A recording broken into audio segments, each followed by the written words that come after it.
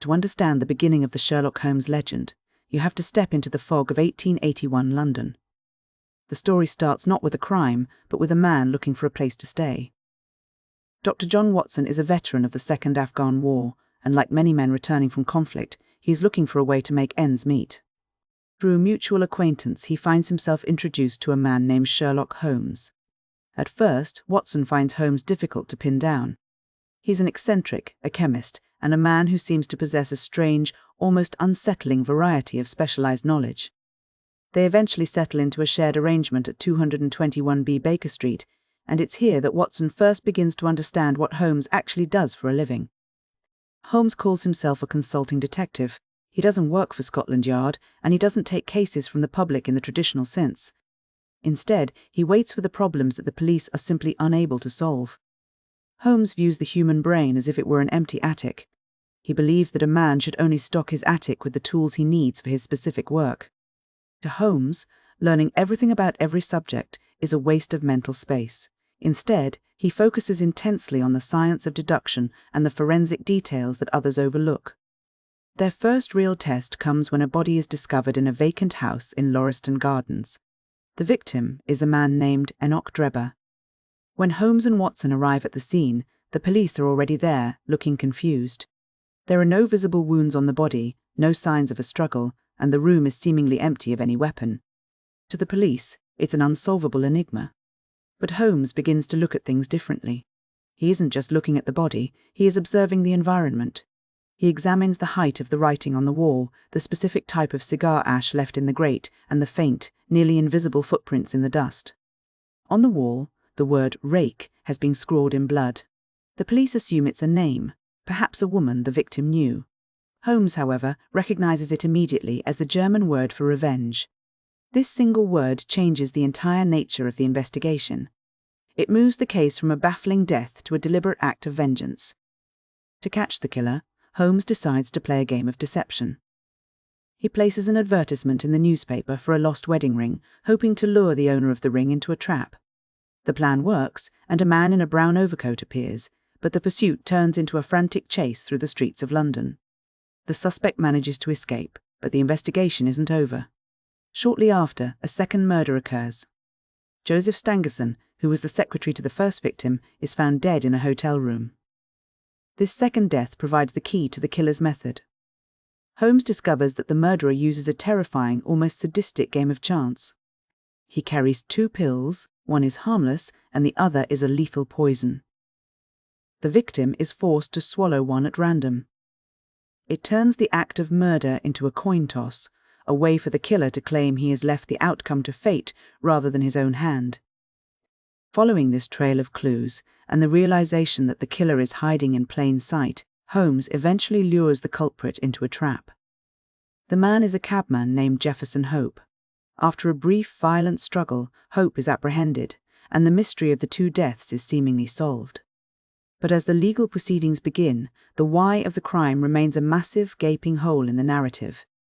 To understand why a man would commit such calculated murders, we have to leave London entirely and travel back in time to the American West. The story shifts away from the foggy streets of England to the rugged, sun-drenched landscape of the Utah Territory many years earlier. We learn about a Mormon caravan that was traveling through the mountains.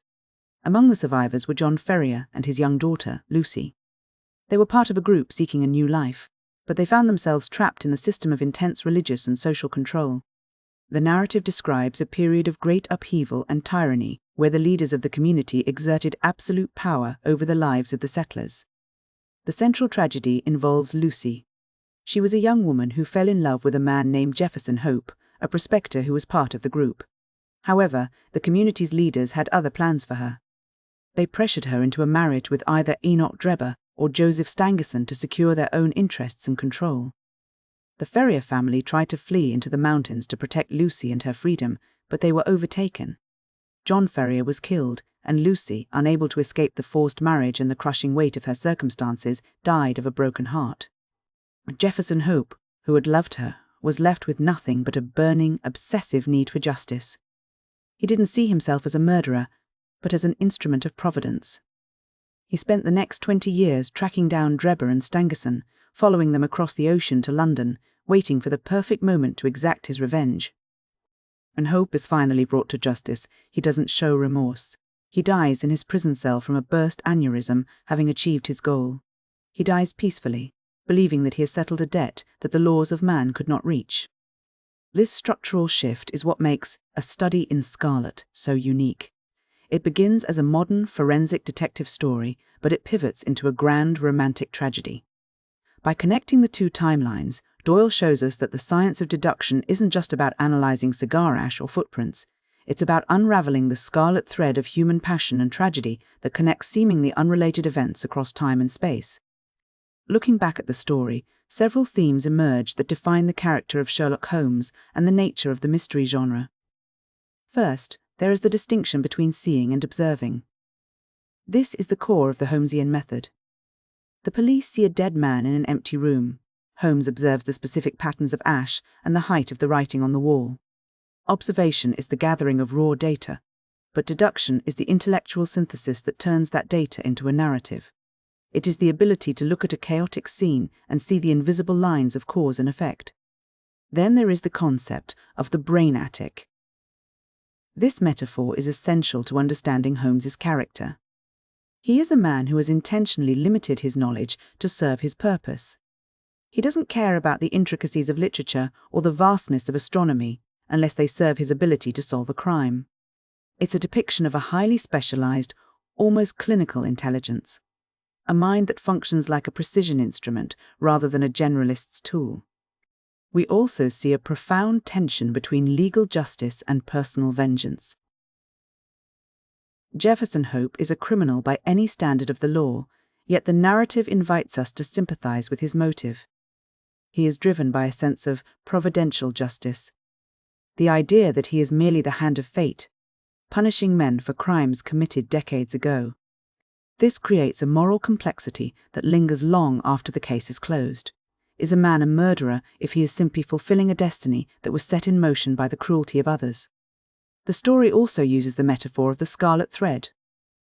Holmes describes his work as finding that single, bright, continuous thread of truth that runs through the tangled, colourless skein of human existence. The crimes in London seemed random and disconnected, but once the thread was found, they led directly back to a tragedy in the American West. It is a way of suggesting that there is an underlying order to the chaos of life, provided one has the eyes to see it. As the episode closes, we are left with Holmes's own reflection on the case. He notes that while the police will eventually take the credit for the arrest, the true victory belongs to the intellect. He views the case as a triumph of reasoning backward from the result to the cause.